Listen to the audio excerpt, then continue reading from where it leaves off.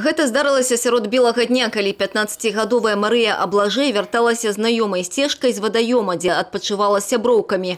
Дзяўчынцы заставалася некалькі сотняў метраў да дома, калі незнаёмы мужчына пачаў моцна яе збіваць.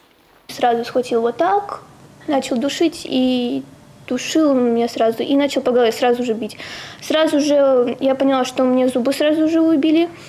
Потом вижу, что кровь стекает, палец висит, вот просто вот так в половине висит. Целую дорогу он бил. Бывает, говорят, что сколько он раз бил меня, 5-6 раз. Я говорю, я не знаю, он мне целую дорогу бил. Каля чыгункі аказалася аўто зламысніка «Опель Зафіра». Ад удушэння дзяўчынка страціла прытомнасць і прыйшла да памяці ўжо ў багажніку машыны.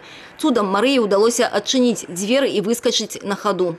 Мы проехали за заправку, и я поняла, я уже приоткрыла дверь и поджидал. Я сидела вот так, когда открыла дверь. Он видел, что я открыла дверь, он кричал: дура, я, типа, не прыгай, я остановлю. Я же понимала, что он не остановит. Либо его так посадят, либо так. Я сразу же прыгнула, и я как-то, наверное, на эмоциях встала сразу же. Не лежала на дороге, встала и побежала. Дома про трагічнае здарэнне даведаліся раней, чым сігнал трапіў у міліцыю. Узнала я от того, что мужу позвонили по телефону и сказали, что ребенка нашли телефон окровавленный. Ну что мысль у матери? Какая? Все с ребенком, все. Потом нашли рюкзак. Сразу мы позвонили в милицию, сообщили, что ребенка нашли, но долго не говорили. Я кричала: жив или не жив? Подождите, подождите. Потом сказали, что жив.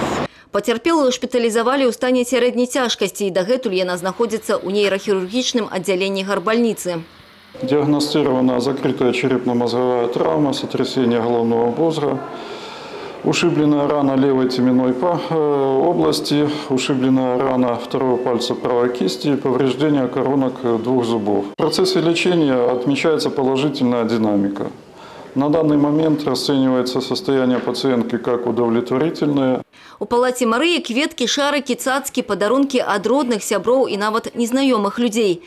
Дзяўчынка ўдзячная за такую увагу да сябе, але не можа забыць, што ў самы цяжкі момант людзі ад яе адвярнуліся. Ребенок сказал, что мама, так и так получилось, что жестокие люди у нас. Я бежала, махала, никто не подходил, в машине показывала окровавленные руки, никто не ехал автобус. Он смотрел на меня, еще обернулся и даже не остановился. Говорит, это просто слов нету, какие у нас люди. Люди, которые ехали, вот проезжало 4-5 машин, я кричала, ну вот, которые я вот еще шла, я кричала, что помогите, никто не останавливался. А потом я, когда села в машину, сама села. Вы сказали мне такую фразу: может, она какая обкуренная. И потом говорят, типа, осторожней, салон испачкаешь кровью. И тогда мужчина с семьей встали, повели меня на заправку. На заправке мне тоже сказали, я вот так облокотилась, белая тоже была так просто облокотилась, потому что плохо. А они сказали, посадите ее на бетон, потому что тоже кровью запачкает, тоже посадили меня на бетон. И только милиция мне купила воды, сама милиция, вот только милиция мне и помогла.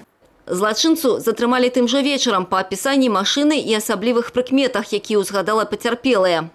Барановичским межрайонным отделом Следственного комитета Республики Беларусь возбуждено уголовное дело по части 3 статьи 339 Уголовного кодекса Республики Беларусь «Особо злостное хулиганство» в отношении 39-летнего жителя города Барановичи, работающего на одном из предприятий города. В настоящий момент выясняются все обстоятельства произошедшего. В отношении подозреваемого применена мера пресечения в виде заключения под стражу. По данной статье максимальное наказание грозит до 10 лет лишения свободы. Некалькі гадоў таму падазроны ўжо прыцягваўся да крымінальнай адказнасці за хуліганства. Канчатковая кваліфікацыя яго супрацьпраўным дзеянням будзе дадзена па выніках расследавання. Алена Ракуць, Аліса Грыгарчук, Юрый Титоў, тэлерадыёкампанія «Брэст».